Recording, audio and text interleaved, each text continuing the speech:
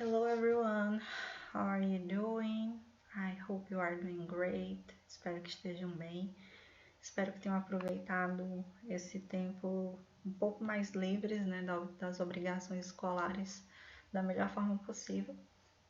Apesar de que nós não temos tido muitas opções, né, de gastar o nosso tempo, mas mesmo assim, mesmo em casa dá pra gente fazer muita coisa.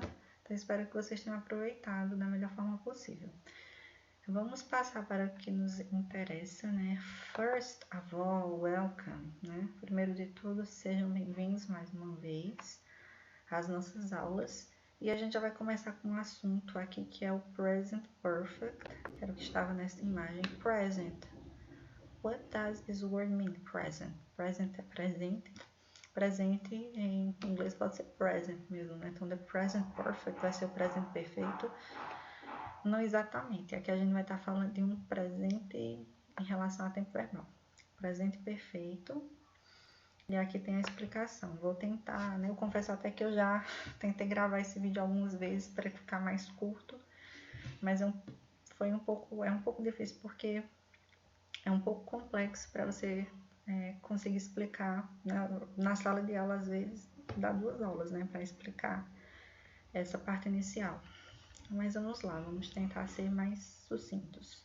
A gente já tem uma noção muito boa do que é presente, do que é passado e do que é futuro, né? A gente já sabe que nossa cabeça passada é o que passou, pode ter sido há 1 ano, há 2 horas, há 2 dias. Então, né, pode estar muito longe do presente, se foi há 10 anos, pode estar bem pertinho, se foi há 1 minuto, mas é passado. Presente é esse exato momento que daqui a pouco já é passado, né? E futuro é algo que virá depois do presente. Então, a gente tem essas noções muito definidas. Em relação a tempos verbais, a gente, em português, a gente estuda aquela parte de conjugação, a gente vê que tem alguns tempos, né, como o pretérito, que é passado, né, passado mais que perfeito, passado imperfeito, mas na prática a gente não usa muito. Não usa, né? A gente não fala, eu fizera meu dever de casa. Imagina, a gente fala, eu fiz meu dever de casa, ou talvez eu fazia, mas eu fizera. Mas mesmo assim, em relação à quantidade de tempos possíveis em português, pelo menos isso eu poderia dizer que o português é um pouco mais simples. Sabe? Essa noção de tempo eu acho mais simples, mais fácil de... se no caso eu fosse ensinar português para um gringo, eu acharia mais fácil em relação à quantidade de tempos possíveis em português, em tempos verbais que realmente são utilizados. Apesar de que a estrutura da língua inglesa é muito mais simples, certo? Mas a quantidade de tempos verbais possíveis, não, eles têm infinitos tempos. A língua inglesa tem muitos tempos verbais e eles não são só aprendidos na teoria, não são utilizados só ali numa prova, não. Eles falam, eles usam mesmo na prática, na fala, esses tempos verbais. São inúmeros. Nós já estudamos os tempos simples, presente, passado, futuro. Eu não estou lembrando se a gente já viu aqui, me deu um branco. Os tempos simples, como o nome fala, são mais simples. E aí vai ter tempos que eles vão ser, eu poderia dizer assim, a grosso modo, compostos, porque você vai utilizar mais de um verbo, né? Que em português é o que a gente chama de locução verbal. Então você vai ter um verbo auxiliar e um verbo principal. Os tempos simples só tem um verbo. Eu falo, eu estudo. Eu falei, eu estudei. Eu falarei, eu estudei. Falarei, eu estudarei. Passei para o passado, passei para o futuro, mas só um verbo. Falar, estudar, certo? Agora, quando eu falo assim, eu estou estudando, você tem o verbo estar e o estudando. Eles querem ali naquela oração dizer a mesma coisa, mas são 2 verbos. Então, você tem uma coisa mais complexa. Em português, a gente chamaria isso de uma locução verbal. Estou estudando, por exemplo, esse tempo verbal é o presente contínuo, né? O present continuous, present progressive, né? O presente progressivo ou contínuo. Você tem o verbo estar e um verbo com ando, indo, que em inglês nada mais é do que o ing. Então, a gente vai estudar outro tempo composto, certo? Só que ao invés de usar o verbo to be, que é quando a gente fala am, is or are, I am, he is, you are. Por exemplo, studying, você está estudando, né? Então, em vez de usar o to be com um verbo com ing, a nossa estrutura aqui vai ser o verbo have, não vai ser o verbo... Aliás, a minha pronúncia agora foi péssima, né? Às vezes eu quero dar essa ênfase para vocês entenderem, mas pronúncia feia. Have. Já sabem que vocês não pronunciam esse som de E forte, né? Como o I no final. Have. O verbo have, que ele também tem outra forma que é has, para a terceira pessoa do singular, he, e um verbo no particípio. O que danado é um verbo no particípio? É um verbo terminando em ado, é do, ido. Então, o gerúndio é o undo, endo, indo. Em inglês, o gerúndio é o ing, certo? E o particípio é ado, é do, ido. E o que é o particípio em inglês? Se o verbo for regular, vai ser o ed. Aquela mesma partícula que a gente bota nos verbos no passado, vai ficar nos verbos no particípio. Vou tentar aqui dar alguns exemplos de frases na forma básica aqui do present perfect. Eu tenho que ter um sujeito, pode ser eu, você, ele, ela, pode ser minha mãe, pode ser o menino, né? O sujeito é aquilo que vai praticar a ação. E aí a gente vai ter agora a parte verbal mesmo. Como eu falei, vai ter um verbo auxiliar. Como não é um tempo simples, então você tem pelo menos dois verbos, que era o que eu estava falando a vocês. Se tiver só um verbo, a gente vai chamar aquele tempo de simples. Simple present, simple past. Então a gente está falando do presente, mas não é o simples. Também não é o contínuo, onde você utilizaria ing. É o perfeito. O que você vai utilizar? Você vai utilizar, tá aqui, ó, o et no final do verbo. Não significa estudei, significa estudado, falado, pensado. Então, como eu falei, é o ado, é do, ido em inglês. Se o verbo for regular, a gente tem que lembrar que tem os verbos regulares, mas também tem os verbos irregulares, que é aqueles que não podem terminar em ed. Eu sei que a gente já viu essa regra do ed para o passado, mas é basicamente a mesma coisa para o particípio, que também é chamado de passado particípio, certo? Então, se o verbo termina em ed é porque ele é regular. Se ele não termina, por exemplo, o verbo sleep é o verbo dormir. Slept é o dormido, falado, é o particípio do verbo sleep. Por que não está terminando em ed? Porque ele é irregular. Aqui eu tenho have, que é o verbo ter, que ele vai aparecer em todas as sentenças, certo? Ou, no caso, se for terceira pessoa do singular, quem é terceira pessoa do singular? He, she e it. Ele, ela e o it, que é ele e ela para coisas em geral. Vai ser has. Traduzindo, I have studied a lot.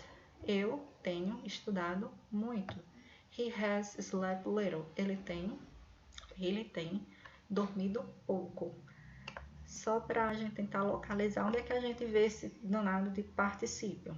Nos livros de vocês mesmo, vocês têm aí uma lista de verbos irregulares. Se vocês pesquisarem na internet, quase todo livro didático de inglês vai ter essa lista de verbos irregulares. Lá vai vir um título com forma básica. No caso, eles colocarem infinitivo, vai ser a mesma coisa. É quando o verbo não está sendo usado.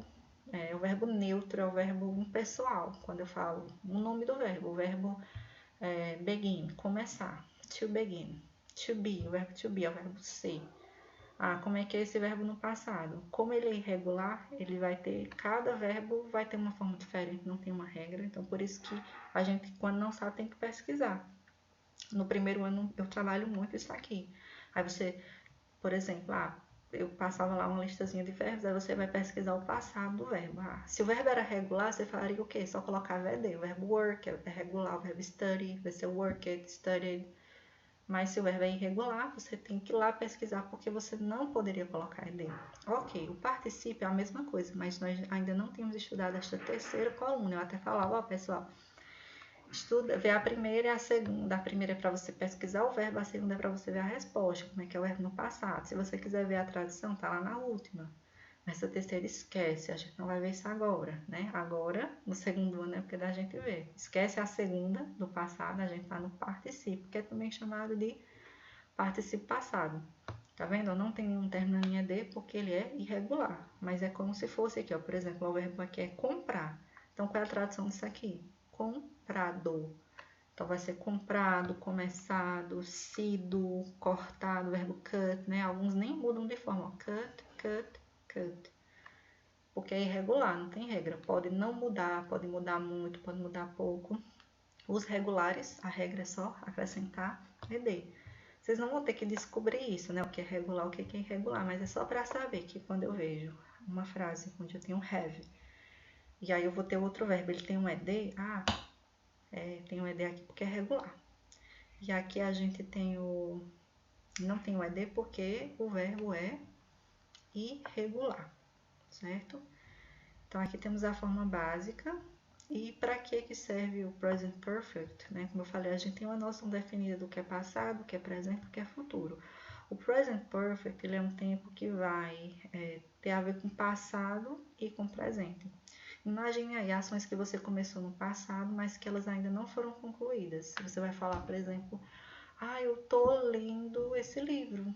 Eu tô lendo esse livro. A gente usa muito esse lendo, falando. Isso é um fenômeno na língua portuguesa chamado de gerundismo. A gente tem muito, eu vou estar enviando isso para você. Em vez de dizer eu vou enviar, eu vou fazer, eu estarei fazendo. Virou um vício. Não é bonito.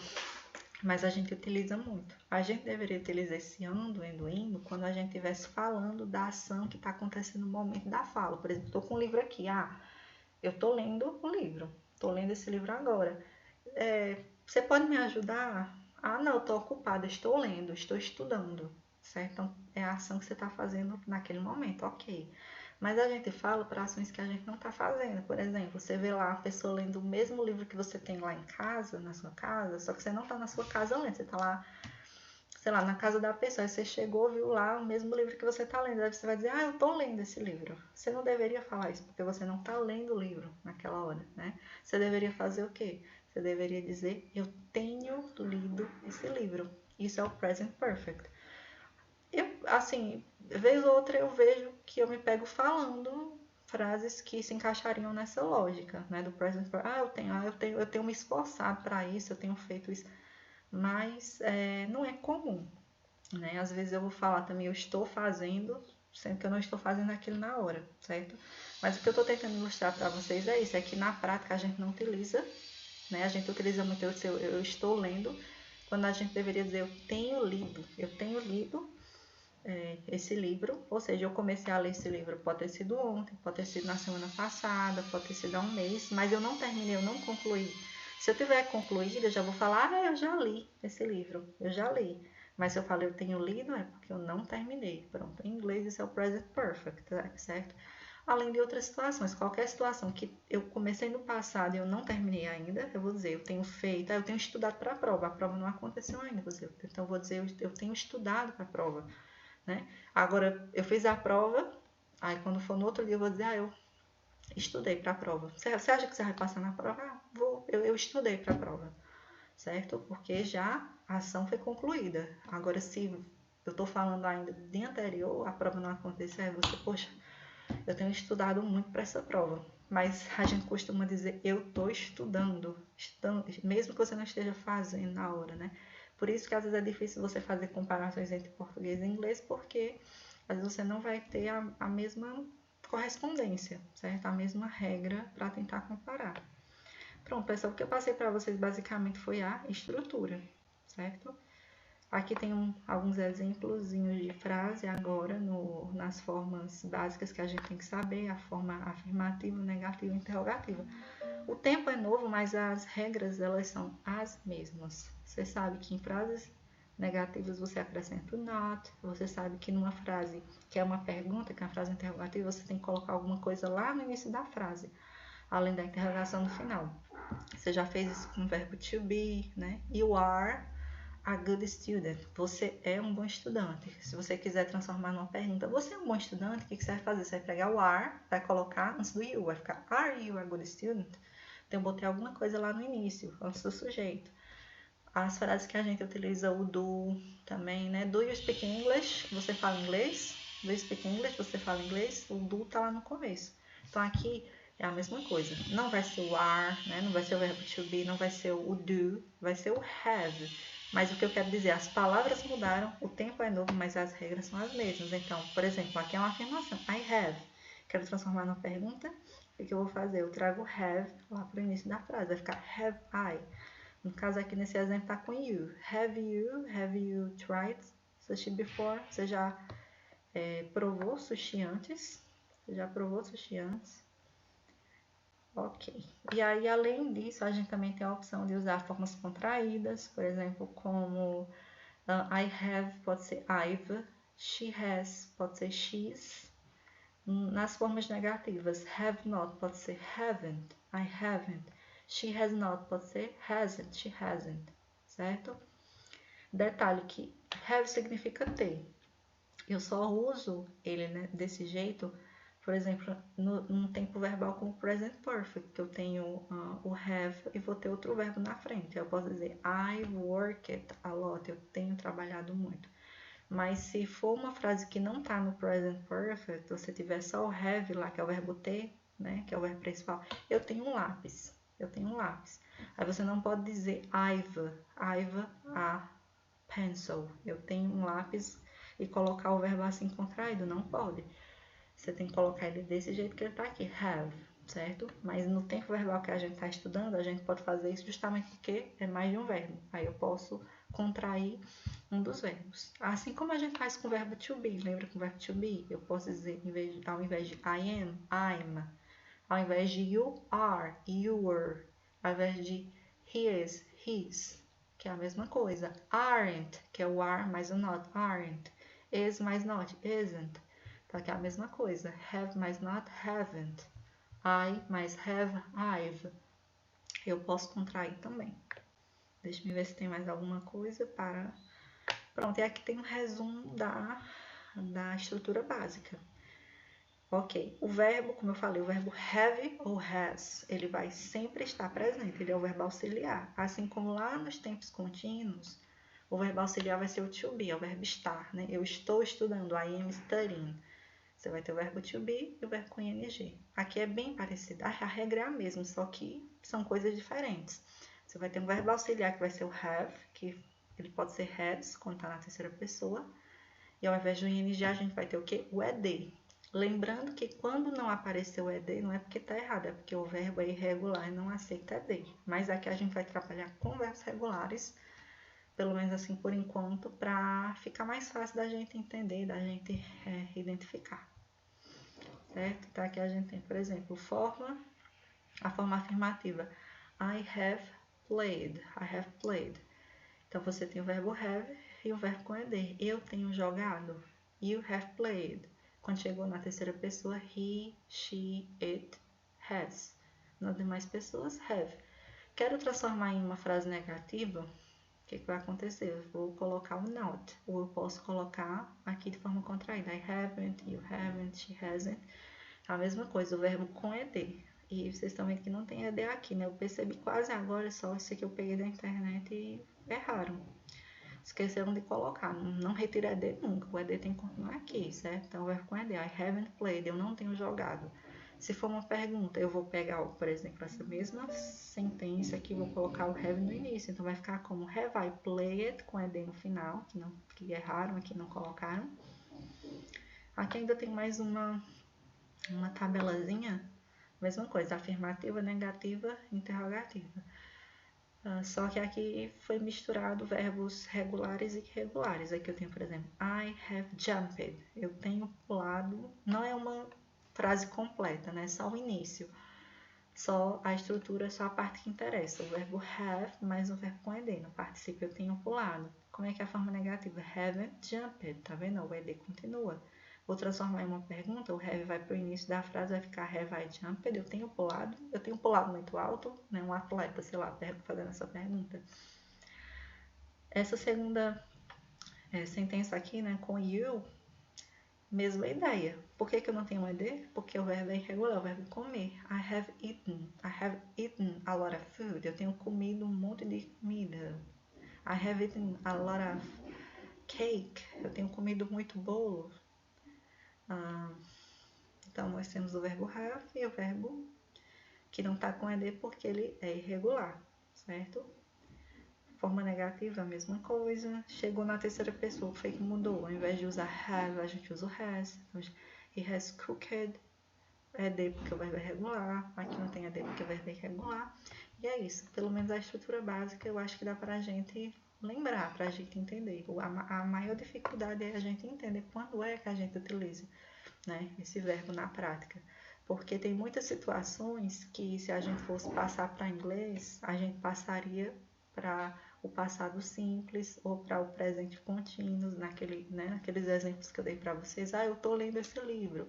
A gente vai dizer, I am reading that book. Eu estou lendo aquele livro ali. Mas a gente deveria colocar nesse tempo. Só que a gente não ia saber porque a gente geralmente não fala, eu tenho lido esse livro, né? E geralmente o que a gente faz é usar as regras do português no inglês, mas nem sempre vai ter correspondência, certo? Mas a gente vai utilizando isso, vai aprendendo isso ao longo do tempo. Pessoal, vou concluir. Acho que ainda ficou um pouco longo o vídeo. Outra coisa que eu quero que vocês façam vocês podem colocar comentários, né? De preferência, eu até já falei, acho que em algum outro momento. Tentem não colocar comentários individuais dentro da atividade de vocês, a não ser que seja uma coisa da atividade de vocês podem perguntar. Mas é porque é mais difícil para eu visualizar, porque eu só vejo comentários particulares quando eu entro na atividade. Então, se eu não entrar, às vezes você fez uma pergunta ali, eu não vi aquela pergunta, a não ser naquele dia que eu vou entrar para fazer a correção. Então, sempre tem aquela opção que é fora da parte individual de vocês, que é um comentário da turma, que toda a turma pode ver. Então, ali é mais fácil de eu ver o comentário de vocês. Então, se possível, tentem fazer comentários ali naquela parte, né, no Google Classroom, para que eu visualize sempre que eu entrei na turma, né? Caso contrário, eu só vou visualizar se eu entrar naquele seu perfil específico, né? Então, o que eu queria que vocês fizessem é que vocês dessem sugestões em relação ao que vocês preferem mais. Eu já fiz aula em que eu coloquei um PDF, preparei um PDF e mandei a atividade. Já teve aula como essa, em que eu faço um vídeo e coloco a atividade, né? Live a gente teve só junto com outros professores. Já fiz live com a Dani, né, por exemplo. Que é outra coisa que eu quero que vocês falem se vocês preferem que tenham mais lives. No caso, estou falando de específicas, né? De aulas ao vivo só comigo mesmo, certo? Da minha área, para vocês tirarem dúvidas. Enfim, o que vocês acham que tem sido assim mais efetivo? Um material impresso que vocês conseguem ler, né? Um PDF. Quando eu faço um vídeo, assim como estou fazendo agora, ou se a gente deveria ter mais aulas ao vivo para que vocês pudessem tirar aquelas dúvidas na hora, certo? Deixem sugestões, comentários dentro da turma de vocês para que eu possa ter uma ideia daquilo que vocês acham melhor, tá? Então, pessoal, até mais. Bye, take care and see you. Bye, bye.